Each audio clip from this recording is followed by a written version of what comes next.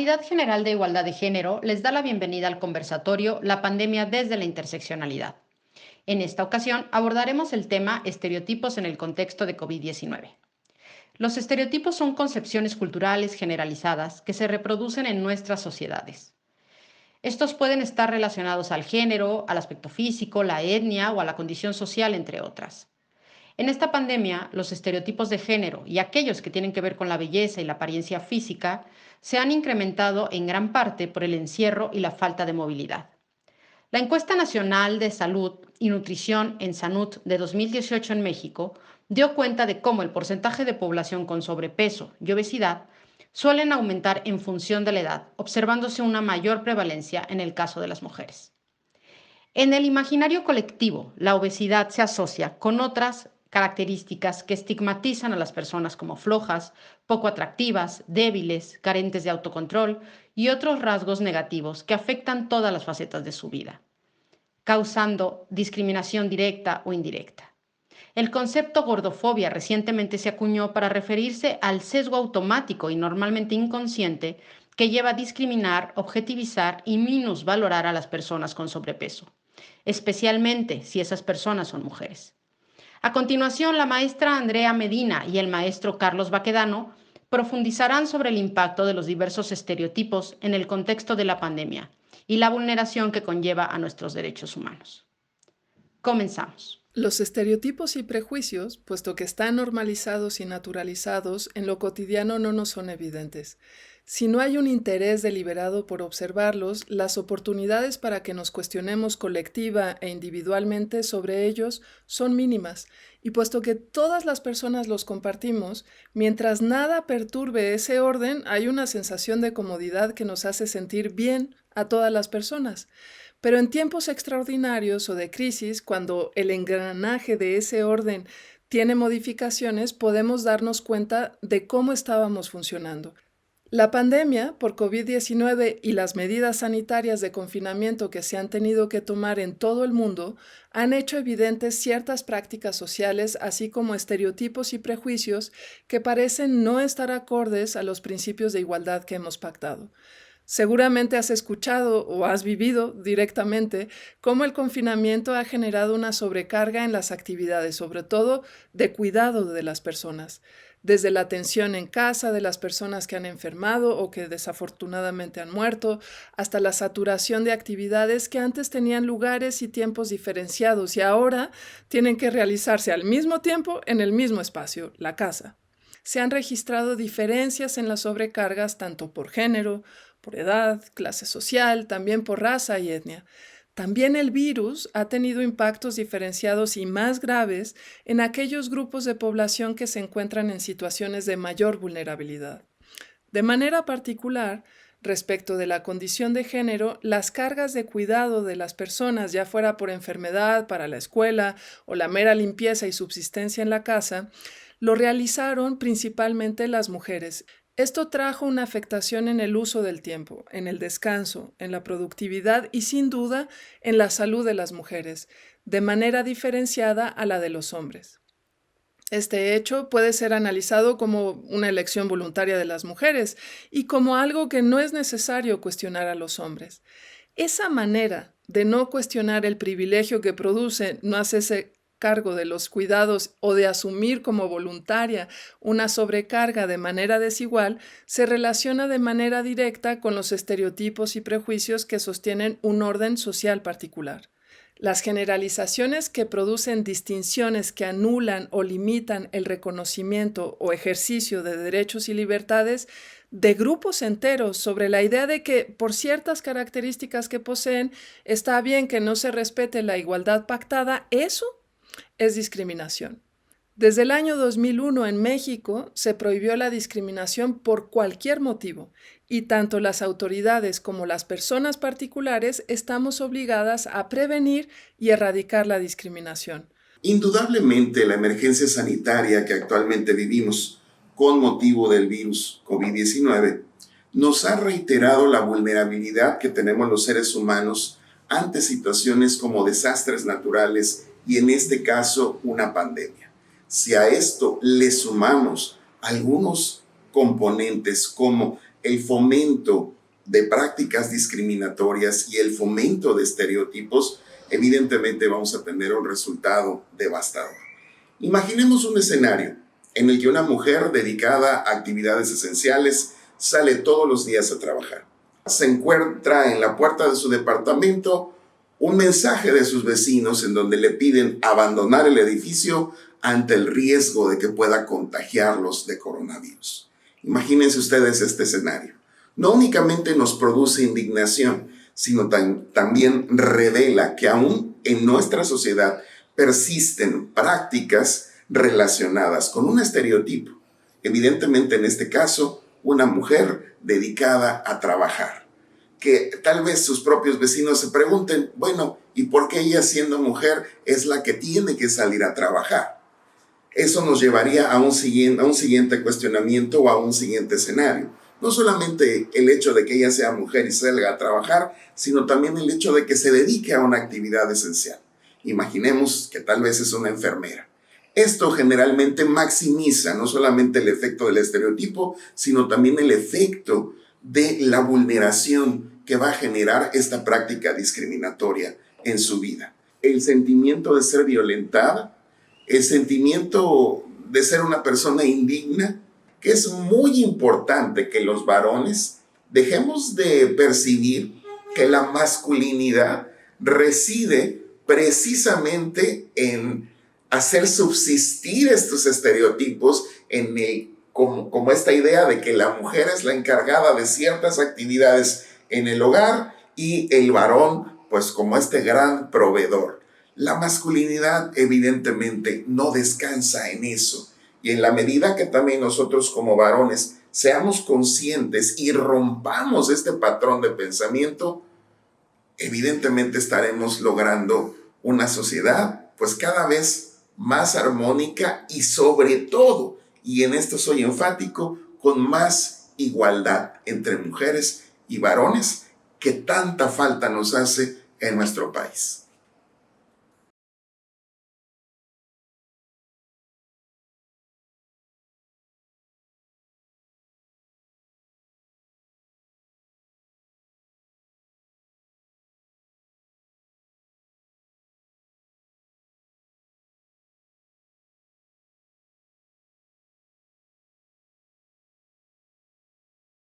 La belleza es una construcción social e histórica, cambia en el tiempo y de acuerdo a cada sociedad. La belleza está relacionada a un conjunto de ideas y valores que socialmente se comparten entre las personas que integran una colectividad. Estas coincidencias sobre qué atributos o son las que conforman, en este caso la belleza, cuando se comparten entre muchas personas y se generaliza en una colectividad, las nombramos como estereotipos. Los estereotipos son atributos que se deben de poseer y que se asigna a una colectividad o grupo de personas que comparte ciertas características. No es estereotipo cuando se refiere solo a una persona. Los estereotipos, por efecto de la cultura que nos repite esos modelos en toda ocasión, hace que los percibamos casi como algo que es así, por naturaleza. Los estereotipos no son construcciones individuales, son referentes compartidos y es ese elemento social que les da una gran fuerza. De esta manera, todo mundo sabe cuando se comporta bien, cuando cumple los elementos para ser considerada bella y cuando será señalada por transgredir o rebelarse a los modelos establecidos. Cada sociedad se organiza de acuerdo a elementos de lo humano que se significan y estructuran en las mentalidades y prácticas sociales. El género, la edad, la clase, la etnia y la raza, como aspectos visibles de las personas, son elementos fundantes de orden social. A estos elementos ordenadores en la sociedad se articulan otros, como la orientación sexual, la condición física diferenciada, la adscripción religiosa o la adscripción política. Respecto de cada una de esas condiciones sociales se establecen estereotipos que nos orientan en cada sociedad para saber relacionarnos, pero también inciden en nuestra subjetividad y construcción de identidad. Los estereotipos van acompañados de prejuicios, es decir, de afirmaciones, aseveraciones que damos por ciertas antes de preguntarnos o de reflexionar nada.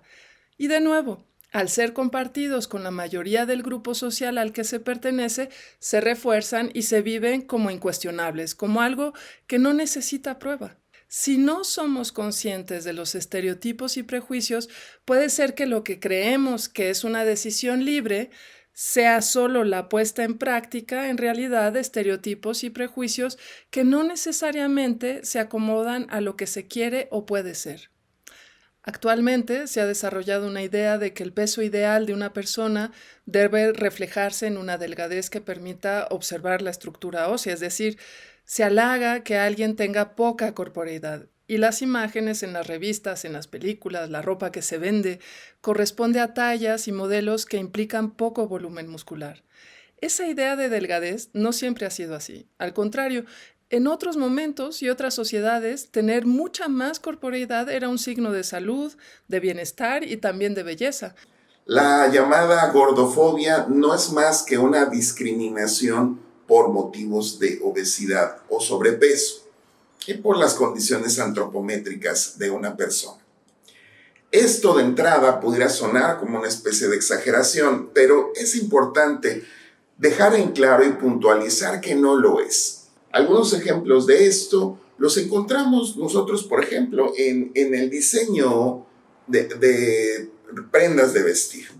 Para algunas personas, el comprar ropa, lejos de ser una experiencia satisfactoria, se convierte en una experiencia, pues, muy complicada. Toda vez que es difícil a veces encontrar ciertas tallas o ciertos talles, como se dice en otros países.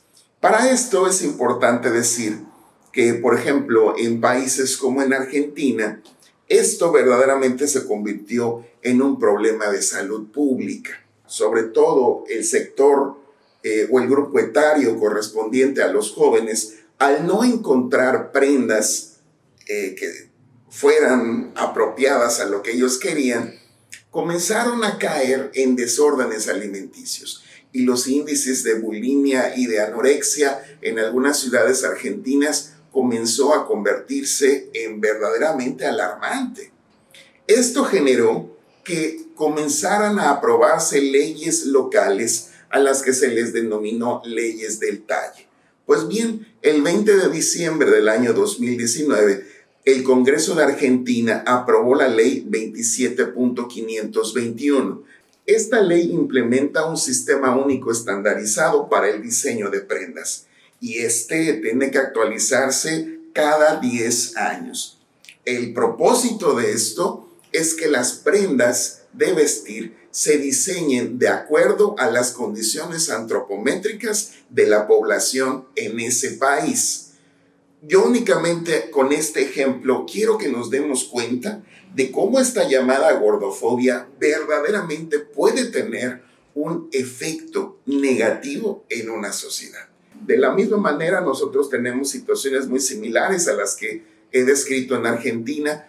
Es importante decir que en este tema de la gordofobia y quienes hemos investigado o quienes han sido activistas tratando de, en primer lugar, generar conciencia sobre esta situación y, por otra parte, generando acciones para prevenirla y combatirla, de ninguna manera se está fomentando una apología de la obesidad y del sobrepeso.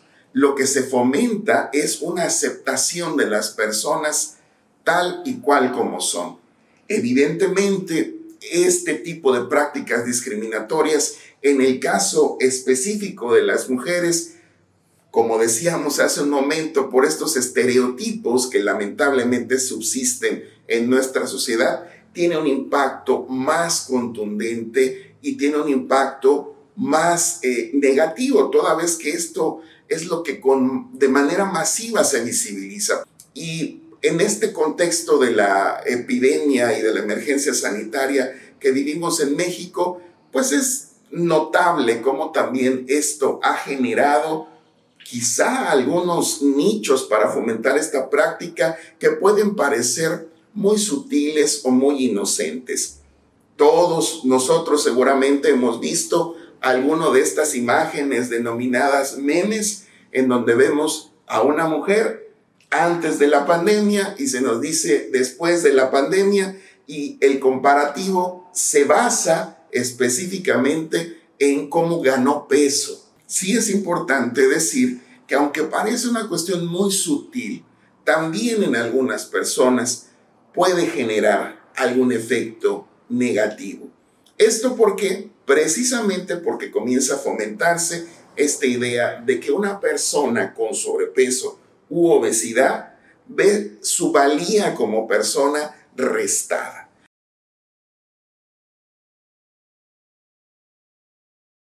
Es importante tener las herramientas para identificar aquellos estereotipos y prejuicios que crean privilegios o desigualdades. En el derecho usamos la palabra eliminar o erradicar respecto de la discriminación y de los estereotipos y prejuicios que la sostienen, pues se comprende que son construcciones sociales e históricas que, así como se han creado, pueden desaparecer. La afirmación de que es posible vivir sin discriminación se sostiene bajo el acuerdo político y ético de que con todas nuestras diferencias las personas nos reconocemos iguales en dignidad, iguales en derechos y en libertades. Es decir, en el derecho no se pretende hacernos a todas las personas idénticas, sino que los derechos a la salud, la vida, la educación, las libertades para decidir sobre nuestra propia vida y la vida en comunidad son derechos y libertades que los reconocemos en igualdad para todas las personas. Por eso, en el siglo XX, al aprobar los derechos humanos, llegamos a la conclusión de que, para mantener la paz mundial y en cada sociedad, una acción central era erradicar la discriminación por cualquier motivo, pues el hecho de tomar características de grupos de población para significarlos de maneras que se les afecte su vida o su libertad es la primera causa de la violencia y de la desigualdad que produce tensiones sociales que pueden llegar a atrocidades como las guerras o los genocidios. Si bien la construcción de la discriminación y los privilegios es social, si de una en uno vamos aprendiendo a identificar y eliminar esos estereotipos y prejuicios, podremos crear tal densidad en las ideas y las prácticas sociales que transformen la sociedad. Para generar conciencia sobre un aspecto de la discriminación que parece ser muy sutil y que no ha generado quizá tanta visibilización en México como es la gordofobia o la discriminación por razones de sobrepeso y obesidad. Que como ya comentamos es un problema real que pues tiene problemas o consecuencias más bien reales y tangibles en la sociedad. Nuevamente mi agradecimiento y finalmente decirles que en la medida en la que nosotros reconozcamos la pluralidad, la diversidad antropométrica y de personas que existen en nuestro país, seguramente nosotros estaremos viviendo en una sociedad más armónica y, por qué no decirlo también, más democrática. Muchas gracias. Hasta luego.